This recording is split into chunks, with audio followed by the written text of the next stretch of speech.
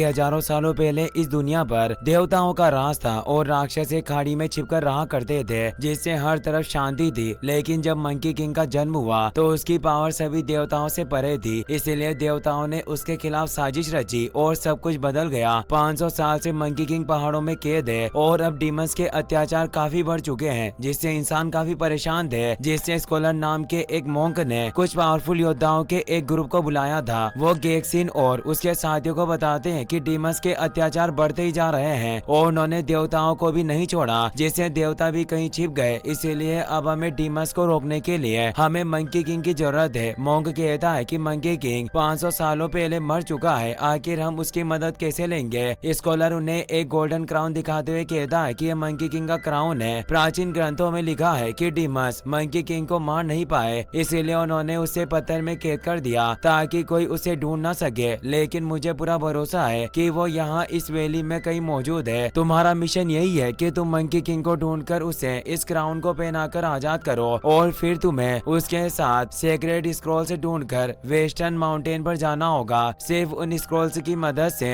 हम डीमंस को हराकर इस दुनिया को बचा सकते हैं, क्योंकि उन स्क्रॉल्स के अंदर प्राचीन जादू छिपा है जिससे असीम शक्ति मिलेगी। तभी हवा के झोंके से दरवाजा खुलता है और फॉन्ट डीमन वहां गया। गेक्सिन के साथी उससे लड़ने के लिए जाते हैं, पर उसने अपनी टेलीकिनेसिस पावर का इस्तेमाल करके उन्हें दूर गिरा दिया। गेक्सिन खुद उससे फाइट करने लगता है। मौके का फायदा उठाकर स्कॉलर तुरंत मंकी किंग के क्राउन को दीवार में बने खुफिया शेल में छिपा देता है और अपनी बेटी को भी बक्से में छिपा देता है ताकि फॉन्ट डीमन उसे चोट न पहुंचा सके। फॉन्ट डीमन ने गेक्सिन को मार दिया था। स्कॉलर तलवार लेकर उसे लड़ने की कोशिश करता है, लेकिन फॉन्ट डीमन ने आसानी से उसे घायल कर दिया। फॉन्ट डीमन अपनी पावर से इधर उधर क्राउन को ढूंढने लगता है और अचानक दीवार में खुफिया शेल खुल गया जिसके अंदर से उसे गोल्डन क्राउन मिलता है। वो घर में एक डिवाइस छोड़कर वहाँ से चला गया। लड़की स्कॉलर के पास आकर उसे संभालने लगी। वो कहता है कि तुम सब कुछ जानती हो, इसीलिए तुम्हें मंकी किंग को ढूंढना होगा। बस ये याद रखना कि उम्मीद कभी नहीं मरती। आज से तुम्हारा नाम त्रिपिताका होगा, ये एक पवित्र नाम है। साथ ही वो उसे एक हेयरपिन देता है और इतने में उसकी मौत हो गई। फॉन्ट डीमन का डिवाइस धीरे धीरे करके आसपास की चीजों को अपने अंदर खींच रहा था, इसीलिए त्रिपिताका बाहर निकल गई और एक पहाड़ पर चढ़ने लगी। तभी उसके पास बिजली गिरती है जिसकी वजह से वहाँ एक छेद हो गया। त्रिपिताका को उसके अंदर एक चेहरा दिखाई देता है जिससे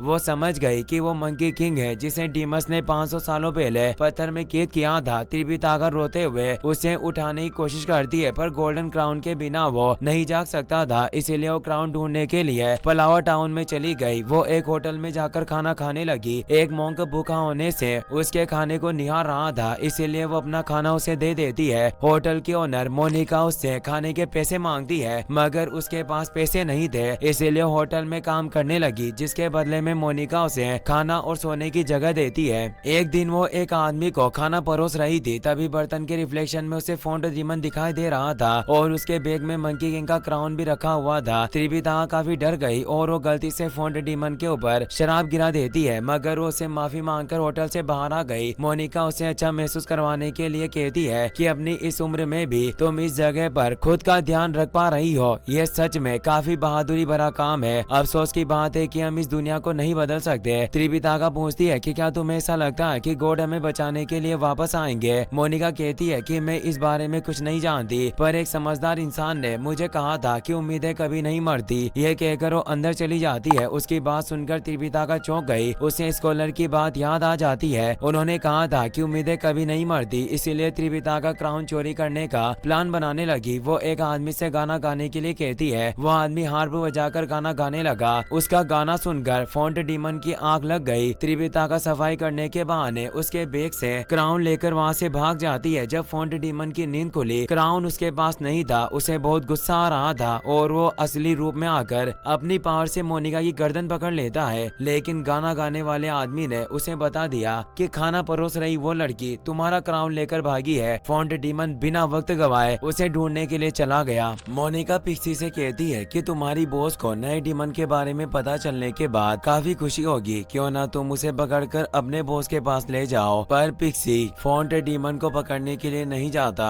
फॉन्ट डीमन पलावा टाउन के लोगों पर हमला करके उनसे उस लड़की और क्राउन के बारे में पूछ रहा था। वो मॉन्क वहाँ आ जाता है जिसे त्रिपिताका ने अपना खाना दिया था। वो उसे अपनी मोनेस्ट्री में लेकर गया त्रिपिताका उसे गोल्डन क्राउन दिखाकर कहती है कि ये मंकी किंग का क्राउन है और मैं जानती हूँ कि वो कहाँ कैद है। मुझे डीमन के पकड़ने से पहले जंगल में जाना होगा ताकि मैं मंकी किंग को आजाद कर सकूं। मोंग कहता है कि यहाँ से बाहर निकलने के लिए तुम्हें अपना हुलिया बदलना होगा। लड़की इसके लिए तैयार थी। मोंग उसके बाल काटकर उसे भी मोंग के कपड़े पहना देता है जिससे वो लड़के की तरह दिखाई देने लगी। मोंग अपने साथियों को लेकर डीमंस से लड़ने के लिए जाने लगता है। चीफ मोंग पूछता है कि आखिर तुम डीमन के सामने क्यों जा रहे हो। वो कहता है कि टाउन खतरे में है और हमें कुछ भी करके उन्हें बचाना होगा। अगर हमने कुछ नहीं किया तो बहुत सारे मासूम लोग मारे जाएंगे। चीफ मोंग त्रिपिताका को पकड़कर उससे सवाल जवाब करने लगा, पर वो कह देती है कि मैं नया मोंग हूँ और बाकी मोंग्स के साथ फोंट डीमन के पास चली गई। मोंग से फोंट डीमन पर हमला करके उसका ध्यान भटकाते हैं। इस मौके का फायदा उठाकर त्रिपिताका वहाँ से भाग गई। फोंट डीमन ने उन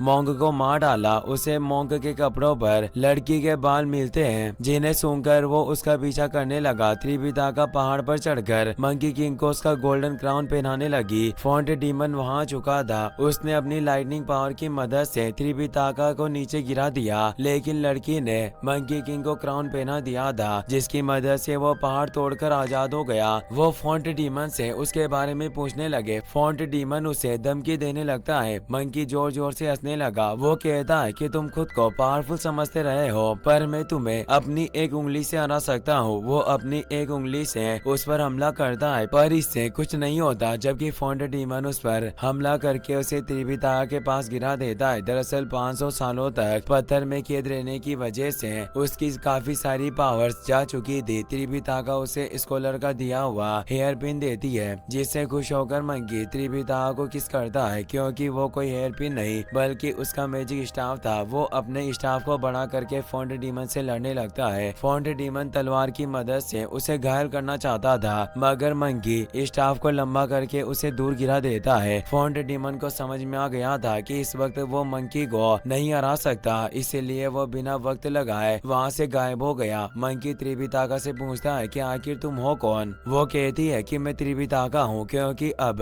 उसका मकसद ही इस दुनिया को बचाना था। वो कहती है कि मंकी किंग मुझे तुम्हारी मदद की जरूरत है। पिक्सी पलावा टाउन की प्रिंसेस लोगों को बताता है कि एक डीमन ने टाउन में तबाही मचा दी, जिसमें काफी नुकसान हुआ और 4 मोंक मारे गए। उस डीमन को एक क्राउन चाहिए, पर मैं नहीं जानता कि वो क्राउन किसका है। लोग कहती है कि हमें जल्दी पता लगा